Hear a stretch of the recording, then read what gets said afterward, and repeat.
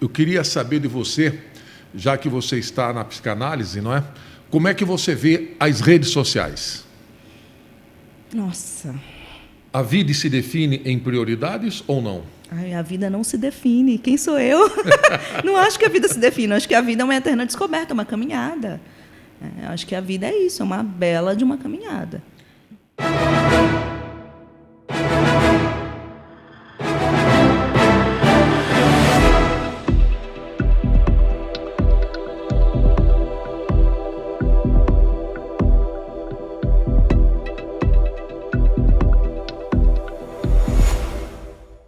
Salve, salve, gente! Salve, salve! Telespectadores do nosso Via Piracicaba, nós estamos chegando para mais uma edição e, como eu sempre falo no início, curta, comente e compartilha para que a gente possa levar adiante este projeto maravilhoso que é o nosso Via Piracicaba através do YouTube. Hoje nós estamos recebendo uma mulher.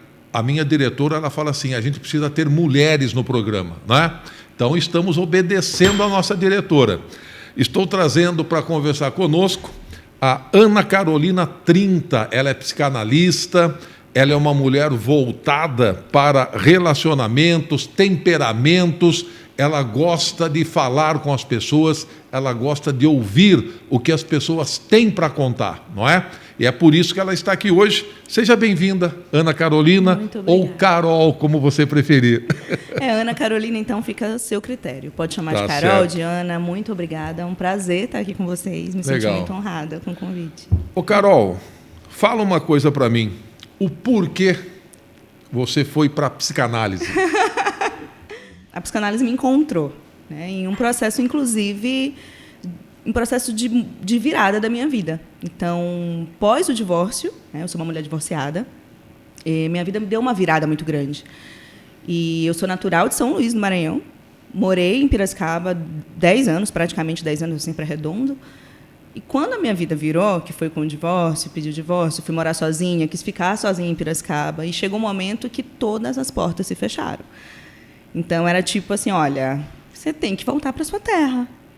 E aí eu tive depressão. E aí eu voltei a morar com a minha mãe. Tava assim, eu brinco, eu falo para minha mãe, eu só não cheguei aqui grávida, porque sem dinheiro, lascadíssima, assim, o emocional, tudo.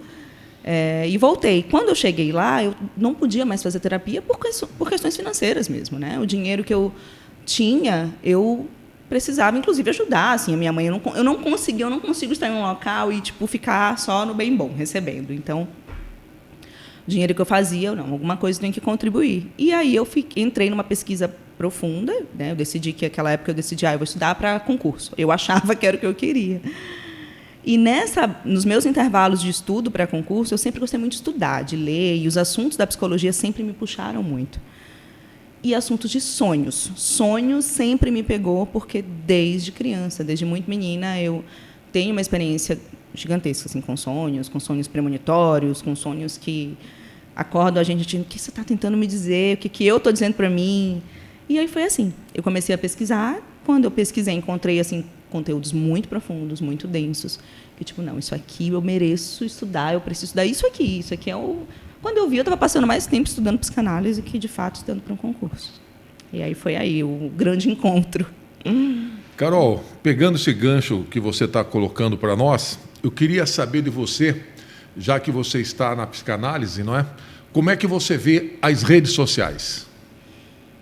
Nossa, difícil essa pergunta, porque se eu falar que eu acho que é ruim, eu estou eliminando uma série de coisas. E é difícil, eu acho que tem algumas coisas que não é bem se ela é boa ou ruim, é o modo como a gente lida, sabe? Uhum. Então, acho que está mais... Não são as redes sociais, é o modo como as pessoas lidam com as redes.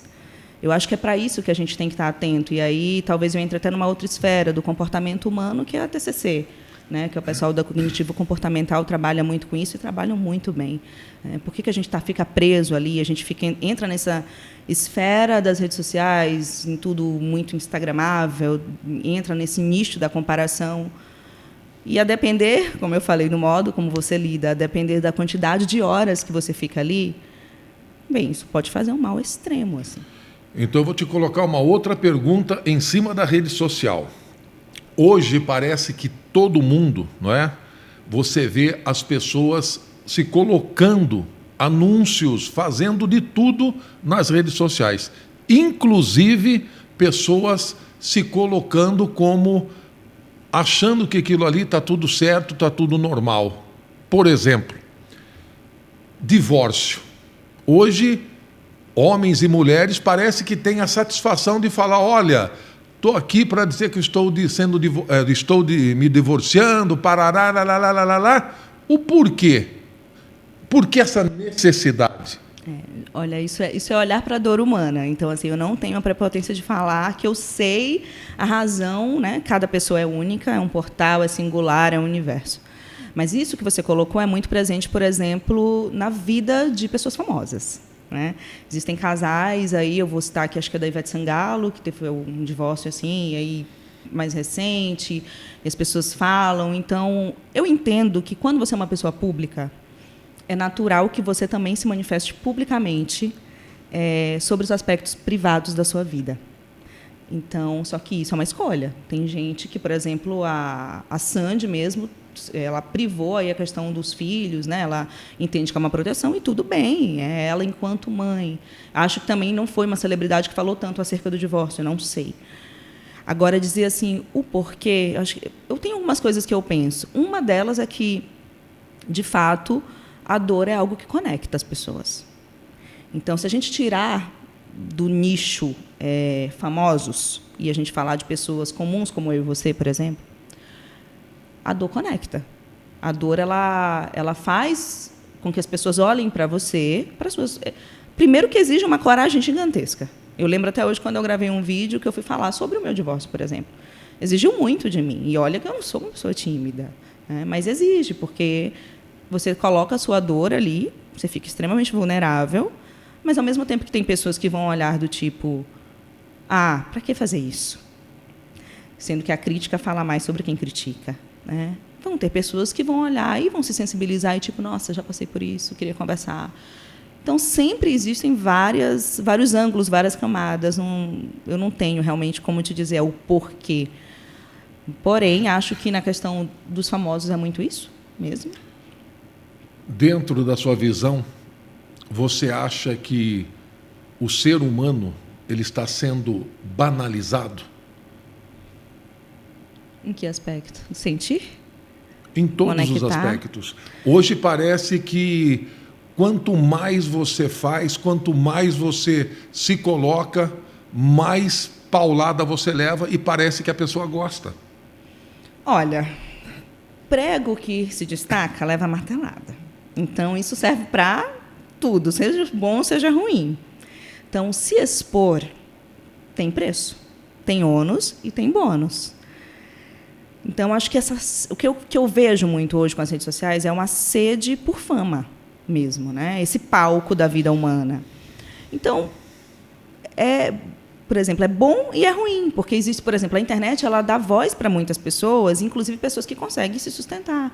A tia que vendia o brigadeiro só do lado ou só na sala, ela consegue expandir isso, né? Outras pessoas já começam a fazer encomendas. Então, assim, existe muito essa ferramenta, é uma ferramenta. Então, eu vejo que a banalização, ela fala mais sobre o sujeito do que, por exemplo, sobre a rede social. Então, fala mais sobre quem usa. Então, quando você está viciado numa rede, quando você está viciado em expor cada momento da sua vida, vamos olhar para isso, porque tem dor aí, né? Tem dor, assim como o vício, porque estar na rede social é um vício. Você está ali liberando a dopamina, sabe, buscando o prazer, é vício. E tem um autor que eu gosto muito, que é o Gabor. Ele fala disso, ele tem um livro só sobre vício, sobre dor. Ele fala, o vício, ele esconde uma dor. Você não tem que perguntar o porquê do vício. Você tem que perguntar que dor que é essa? Que dor que você está tentando me privar de sentir, sabe? Então, vício em redes sociais, vício em exposição, é vício. Tem alguma dor aí que precisa ser olhada com acolhimento, mas ser olhada com muita coragem. Você acha que as redes sociais estão normalizando o divórcio ou incentivando as decisões emocionais?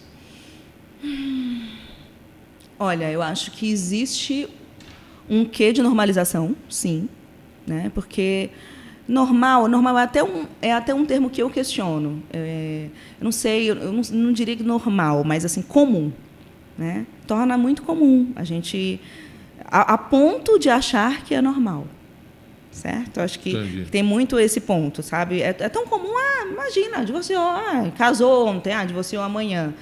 Então, porém, aparecer o divórcio, né, nas redes e tem muito, são muitas questões, porque, por exemplo, por conta desse ponto, a gente consegue identificar, por exemplo, mulheres que estão em situação de violência. Talvez a gente não conseguisse ter dimensão desse rombo se elas não começassem a falar. Talvez não, a gente não conseguiria.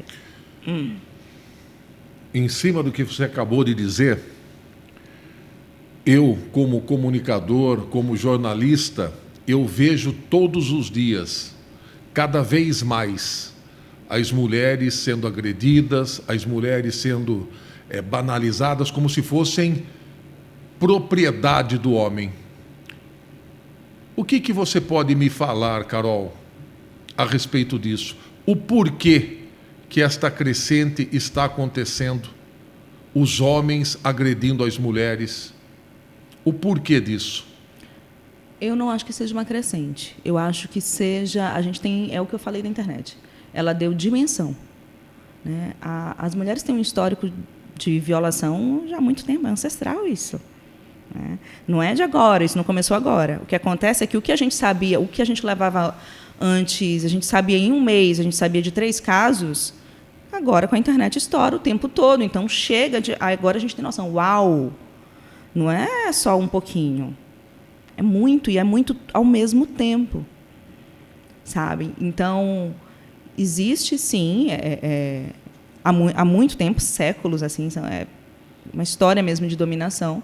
Mas eu também acho que a gente tem que ter muito cuidado, porque é uma linha muito tênue entre você acolher, defender e reconhecer a história de uma mulher e você, ao mesmo tempo, entrar numa misandria, que é um ódio ao masculino.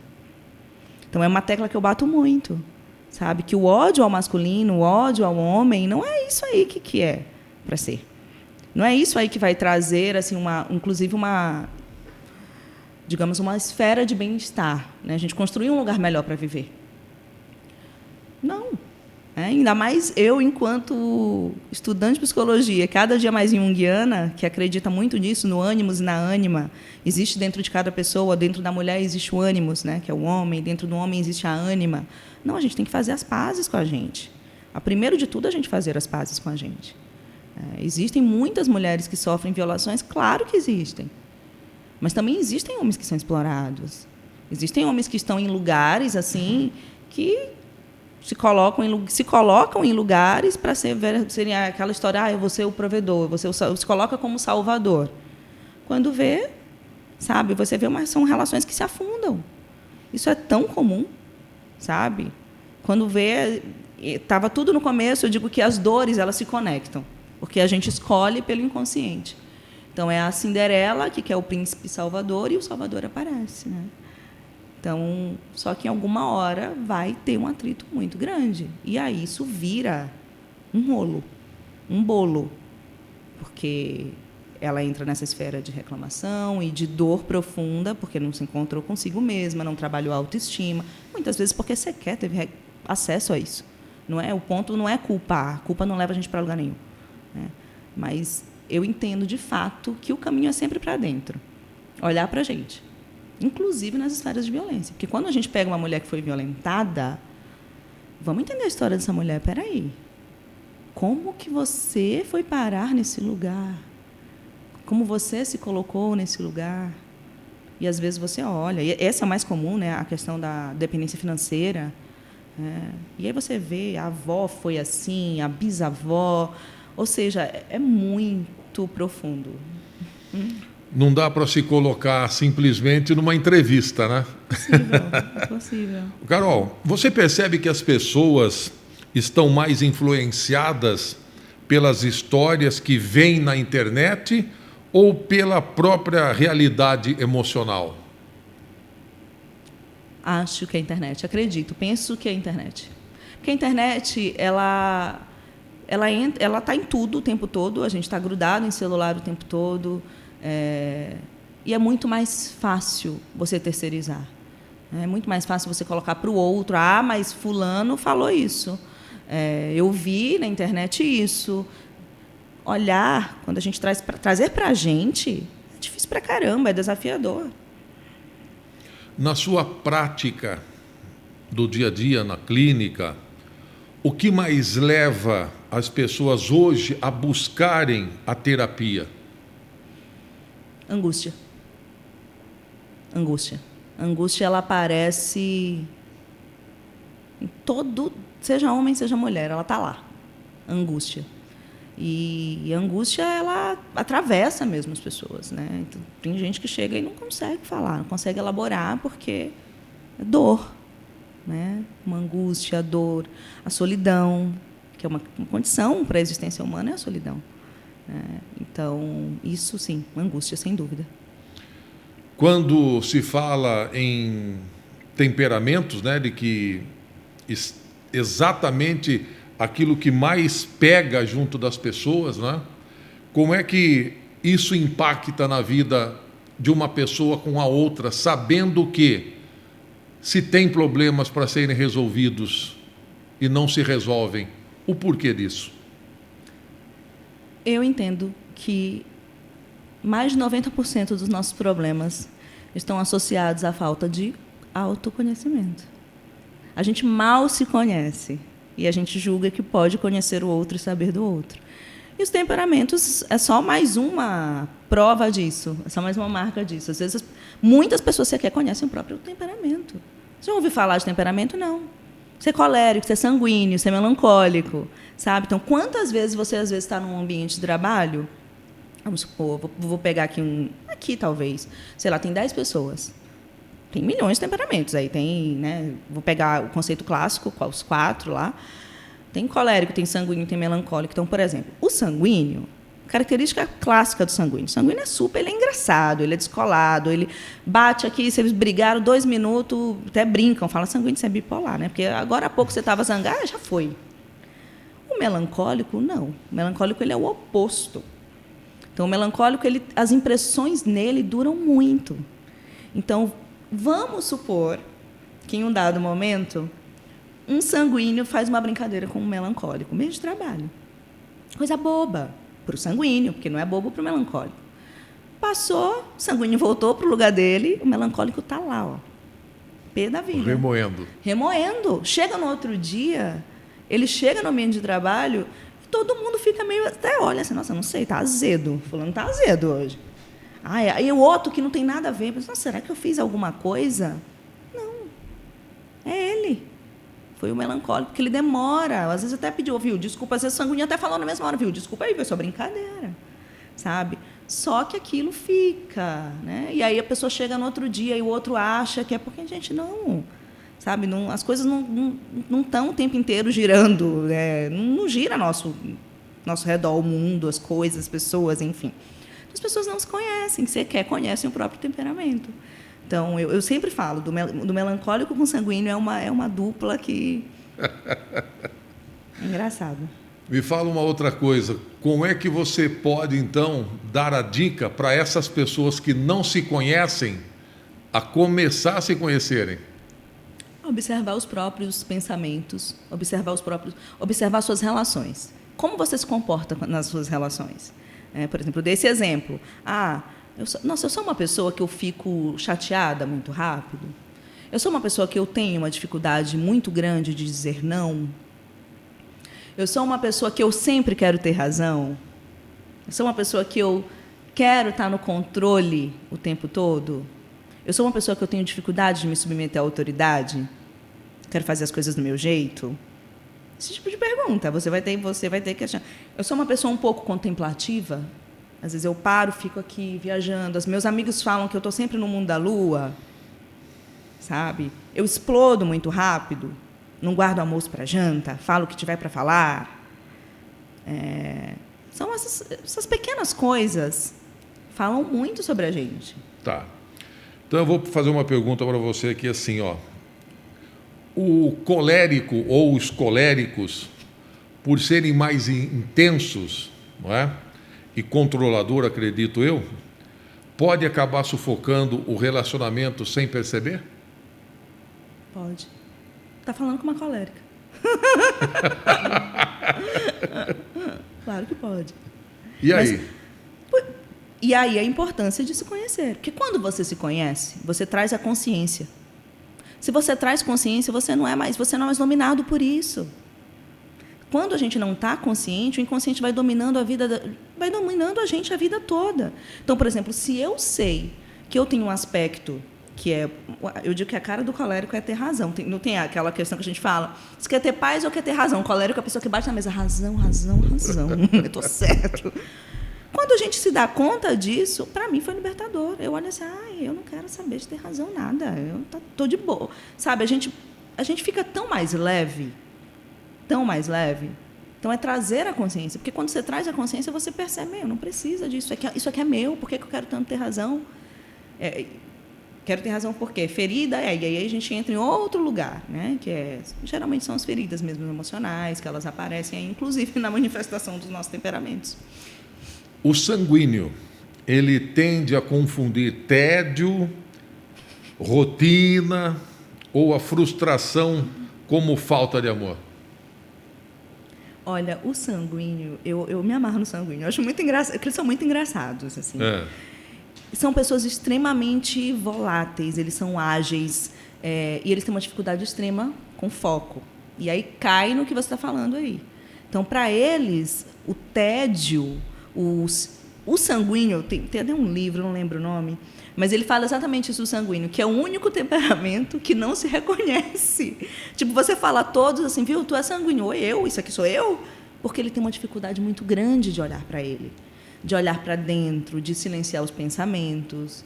Então, sim, se você tem uma dificuldade grande de se ouvir, você é muito fácil confundido.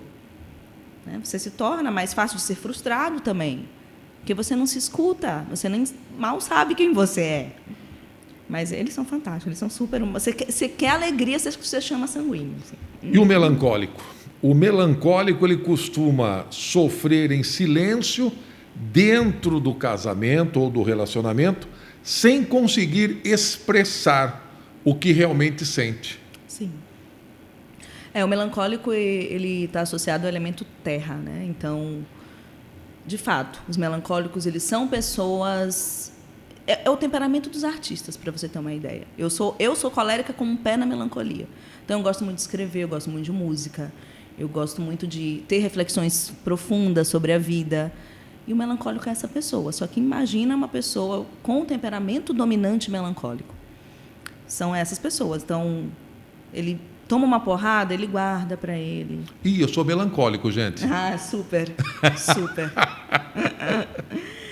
Ele guarda para ele, fica ali. Eu gosto sempre de trabalhar com exemplos, né? Então, eu brinco assim, imagina que tem um bolo que o melancólico guardou e que ele está aqui, ó. Ele só está pensando quando ele chegar na casa dele que ele vai pegar aquele pedaço daquele bolo. E ele tem, sei lá, um irmão sanguíneo, né? E tem um irmão que é colérico, enfim. Se o melancólico chega e procura o bolo não está lá, ele vai bater a geladeira. Pé da vida.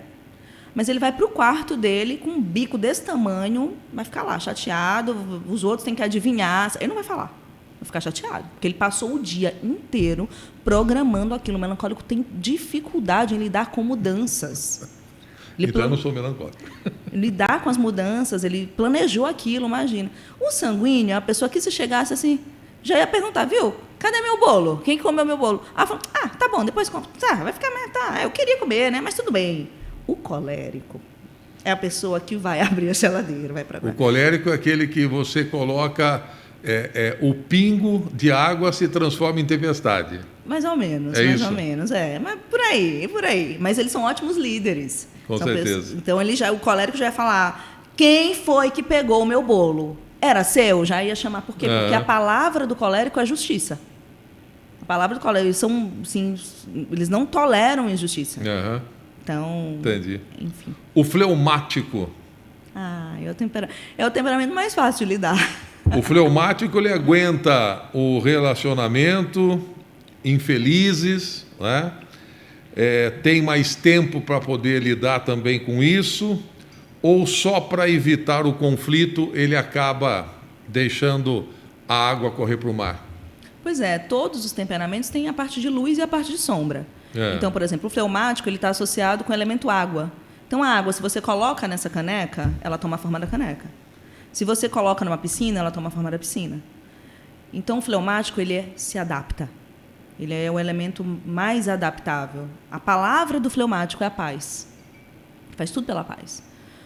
Ocorre que, a partir do momento em que a sua paz está custando, né, a paz do todo está custando a sua própria paz, você já está entrando num lugar aí de autodestruição mesmo. Então, é muito bom ser fleumático, sem dúvida, é uma pessoa pacificadora. Porém, se você é fleumático, você tem que estar o tempo inteiro praticando uma autoobservação para ver, peraí, isso aqui também já está me sacrificando. Eu estou fazendo, já está doendo em mim, aí já não é mais saudável. Aí você entra em um elemento sombra. Por exemplo, tem muita gente que é fleumática, e aí eles são conhecidos como são... O colérico tem um probleminha com o fleumático, assim, quando eles estão em ambientes de liderança. Porque um líder colérico é um líder que, se ele precisar te confrontar, ele vai te confrontar. O fleumático, ele odeia confronto, ele quer paz. Então, assim, às vezes eles chegam em lugares com colérico, com fleumático, por isso, do tipo, não, eu estou vendo, por exemplo, se eu sou liderada e eu tenho um líder fleumático, eu consigo ver que você está fazendo tudo para ficar pagando de bonzinho. Não dá para você ser bonzinho em algumas situações. Então, é isso. O fleumático é isso. Ele aguenta muita coisa. De fato, é um temperamento que aguenta muita coisa. Por isso, pela facilidade de adaptação. Mas tem que tomar muito cuidado. Entendi. Carol, existe um temperamento que decide pelo divórcio rápido e outro que demora anos para se tomar coragem e ir embora. Por quê? Olha, eu não gosto de atribuir decisões da nossa vida a um só aspecto, como eu falei. Seria muito irresponsável da minha parte. Mas, por exemplo, o colérico e o sanguíneo são conhecidos por tomarem decisões de forma mais rápida, são mais impulsivos. O sanguíneo é associado ao ar, então é uma ventania, passou, já vai. O colérico é elemento fogo, então pega fogo rápido. Já o fleumático e o melancólico, não. Água e terra, são pessoas que demoram mais. Na verdade, o fleumático nem demora mais a processar. O colérico demora, às vezes fica com raiva há muito tempo, enfim. Mas o melancólico demora a processar. O fleumático, por ele ser pacífico, ele vai tentando se adaptar. Até ele, de fato, não, agora não dá. Então, assim, todos têm, de fato, um tempo de processamento. Então, eu diria, né, se eu fosse atribuir a temperamentos uma questão de divorciar ou não divorciar, tomar uma decisão, certamente o sanguíneo e o colérico são os mais rápidos. Tá? Mas divórcio é uma questão muito profunda. Então, até os coléricos demoram. No seu dia a dia, você vê as pessoas se divorciando sem terem nunca entendido o próprio temperamento? Muito, muito. Teve uma vez que eu fui dar uma palestra para mulheres, isso lá no Maranhão, lá em São Luís. E eu lembro desse comentário até hoje. Eu fui falar sobre temperamentos, né? Explorei cada um deles, falei como eles aparecem nas relações. Eu lembro de uma senhora falar assim, você devia ter vindo antes. Você devia ter vindo 3 anos antes, que eu não teria me divorciado.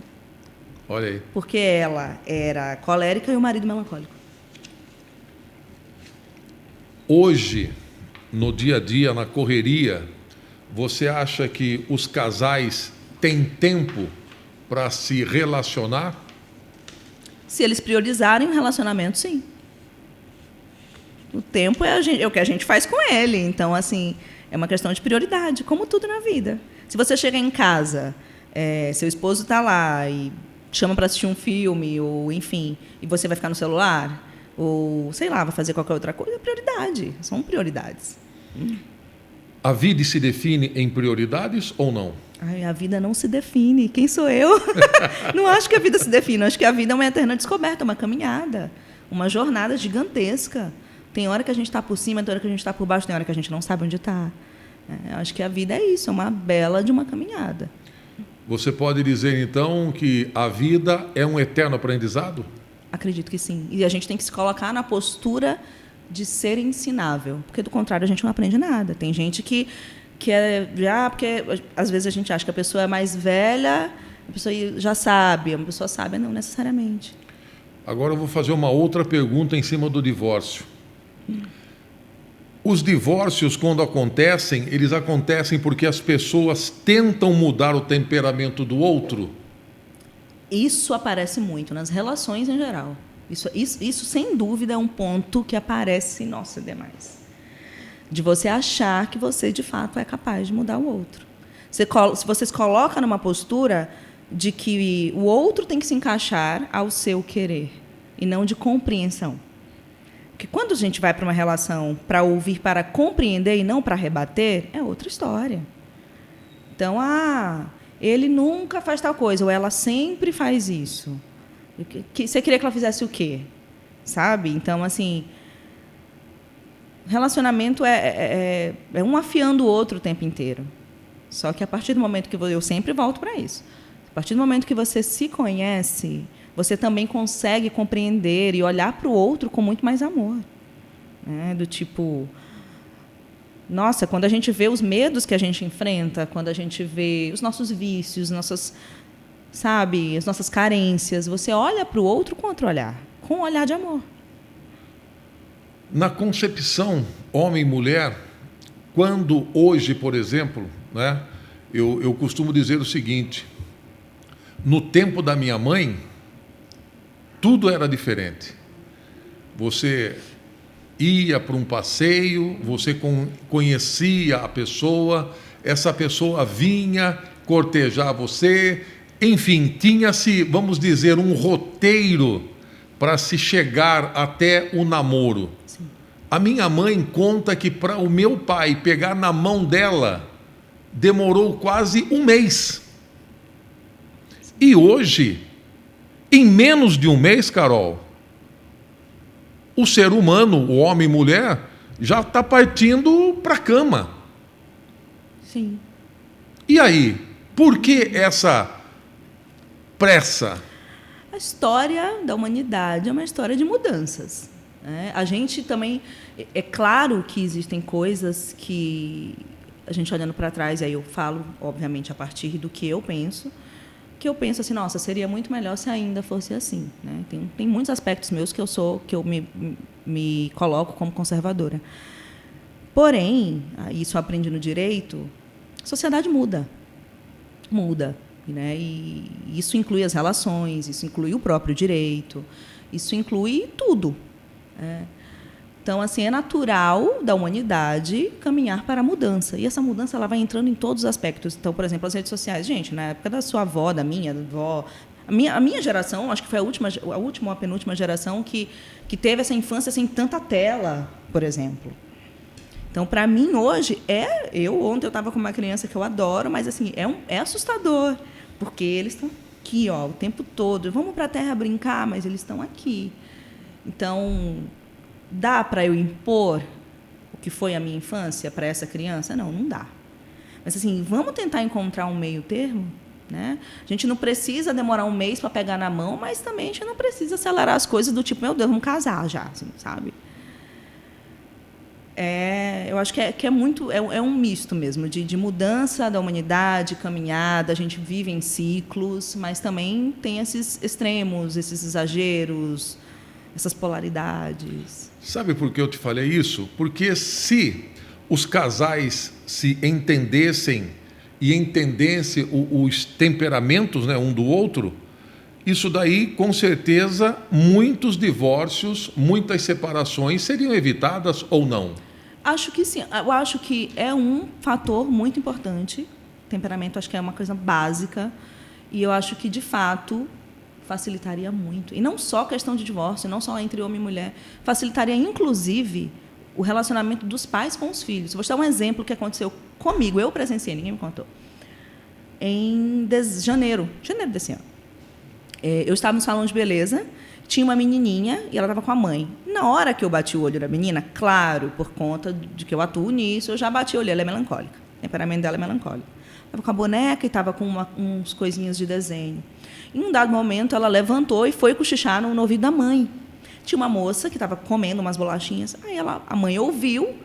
Aí a mãe pegou e falou em voz alta: ela quer, você dá um pouco da bolacha? Ela quer, ela está com vergonha de pedir. Essa menina começou a chorar. Não, mãe, abraçou a mãe assim. Não, mãe, chorava, sabe? Aí eu fiquei pensando, eu falei, puxa vida, que dó. A menina foi, contou, pediu algo em segredo. Só que a mãe é sanguínea. A mãe é sanguínea, o que tem pedir? Grande coisa. Grande coisa. Qual que é o problema de pedir uma bolacha, caramba? Mas, para a menina, foi muito. Aí eu lembro que eu pensei assim, trauma concretizado com sucesso. Check, o primeiro dos já está lá. Então, assim, o temperamento, ele consegue, inclusive, como você aborda uma pessoa. Por exemplo, eu sou colérica. Se eu tiver que chefiar pessoas, a primeira coisa que eu vou fazer é identificar o temperamento de cada um. Porque eu não vou falar com um sanguíneo igual eu vou falar com um melancólico. Claro que não. Melancólico, a gente pisa mais em ovos, a gente vai com mais jeitinho. Com colérico, por exemplo, você pode chegar... O colérico, ele não tem nem paciência. Não tem nem paciência. Meu pai é colérico. Então, assim, a minha comunicação com meu pai é excelente. Bom dia, filha. Meu pai já manda assim, fala o que foi. Diz, o que tu está precisando, sabe? E eu entendo, para mim isso não é grosseria, mas, nossa, se for um colérico falar assim com um melancólico, nossa, mas grosseiro, né? Rude. E não é. Cada um interpreta daquilo que, né? Sim. Exatamente. Bom, hoje se fala muito em amor próprio, né? Sim. Em que momento isso vira maturidade emocional e em que momento vira egoísmo no relacionamento? Eu sempre digo, eu acho que até comentei isso aqui agora há pouco, que a linha, às vezes, ela é tênue, mas quando as coisas viram autodestruição, então, assim, por exemplo, quando você é muito compreensivo a ponto de estar sendo feito de tonto. Então, por exemplo, a pessoa erra com você e ela te pede desculpa. Passa um tempo, ela repete o comportamento. O maior pedido de desculpas é a mudança de comportamento. Então, se você pode ser empático, e é bom que seja, que perdoe e que compreenda, mas sempre, o tempo todo, e a pessoa não está mudando, aí é autodestruição. Aí você ultrapassou a questão da compreensão. Então, tem uma frase do Cortella que ele fala que os nossos defeitos são excesso das nossas virtudes. E faz muito sentido. É muito bom você ser proativo, mas se você for proativo demais, você é afoito. É muito bom você ser paciente, mas você ser paciente demais te coloca numa condição, às vezes, de lerdeza, de preguiça, de ver a vida passar. Então, é a mesma coisa. Você sempre vai ter que questionar. Então, quanto que é amor próprio, é egoísmo? Eu estou ferindo o outro? Até que ponto essa decisão que eu tomo entra na esfera do outro? Então, mais do que a gente pensa, muitas pessoas, a maioria delas tem uma dificuldade mesmo de amar a si mesmo, de compreender de olhar para si, se amar com as suas dores, com os seus sofrimentos, com a sua história. Não é um caminho fácil, porque o amor próprio também é construído e constituído lá atrás. Carol, você acha que a busca constante por felicidade e satisfação imediata está sabotando relações duradouras? Penso que sim. Porque eu penso que tudo o que é realmente bom e durável dá trabalho. Leva-se tempo para construir. Isso tanto para uma profissão quanto para uma relação. Então, às vezes, a gente vê, nossa, meus avós ficaram tantos anos juntos. Mas naquela época tá bom. Então, não vamos olhar para aquela época, porque sabe lá o que sua avó suportou. Vamos olhar para hoje. Existem casais que estão aí há mais de 10 anos juntos, 20 anos juntos. Eles não têm problemas? É claro que tem. Só que dentre os problemas que eles têm as conversas difíceis, porque é pior não ter as conversas difíceis. Então, eu realmente penso que tudo que é bom, durável... Criar filhos, por exemplo, eu não tenho filhos, mas eu sou filha.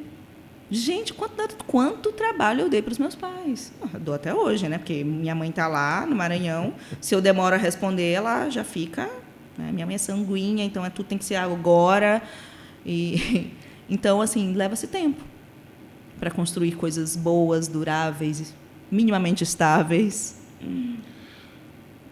Hoje, nós estamos vendo algumas situações de essa palavra que, a princípio, eu fiquei assim meio atônito. Mas depois eu tentei me encaixar e ver que, como você disse, os tempos mudaram. Não é? Mas eu posso até não concordar, mas eu respeito. É isso, mas eu acho que é isso mesmo. O que você me fala a respeito do trisal? Nossa. O que eu vou falar a respeito disso? Não sei. Você que é psicanalista aqui. Porque um trisal... Olha, cada trisal é um trisal. Assim, eu penso que em algum momento alguém vai sair ferido. Mas isso eu penso porque isso está dentro do que eu acredito, dos meus valores. Achar que sempre alguém vai sair ferido, eu não tenho como dizer que isso é uma regra geral, que isso é absoluto. O que eu penso é que o combinado não sai caro. Isso vale para tudo, inclusive para um trisal. Você tem que ser muito honesto, os três vão ter que ser muito honestos, emocionalmente, intelectualmente, psicologicamente, colocar tudo na mesa. Porque, em algum momento, se a balança pesar para um lado, ela vai arrebentar para o lado mais fraco. Então, o que eu penso que se uma relação a dois ela já é extremamente desafiadora, eu não sei nem o que dizer de uma relação a três. Você perguntar para mim se eu acredito que isso pode dar certo por décadas, de verdade, não acredito. Porém, eu estou falando da minha posição, dos sapatos que eu calço. Pode ser que para alguém funcione. Muito bem. Tá rindo, né?